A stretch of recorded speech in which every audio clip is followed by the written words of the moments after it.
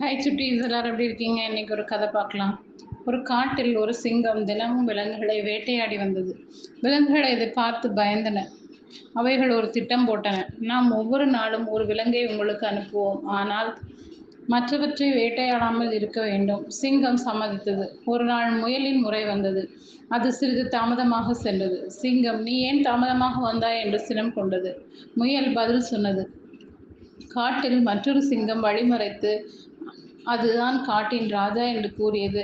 சிங்கம் கோபமாக கூறியது, அந்த சிங்கத்தை நான் பார்க்க வேண்டும். முயல் அந்த சிங்கத்தை ஒரு ஆழமான கிணற்றுக்குள் கொண்டு சென்றது. அது உள்ளே என்று கூறியது. சிங்கம் கிணற்றில் தன் பிரதிபலிப்பை பார்த்தது. அது இன்னொரு சிங்கம் என்று நினைத்து கோபமாக கர்ஜித்து கிணற்றுக்குள்ளே குதித்து மூழ்கியது.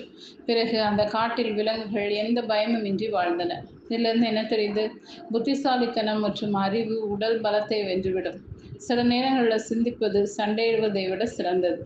ஓகே சுட்டீஸ், இந்த கதை பிடிச்சிருந்தா லைக் பண்ணுங்க, சப்ஸ்கிரைப் பண்ணுங்க, ஃப்ரெண்ட்ஸ் அண்ட் ஃபேமிலிக்கு ஷேர் பண்ணுங்க. கூடவே இந்த பெல் ஐக்கானை கிளிக் பண்ண மறக்காதீங்க. பாய்.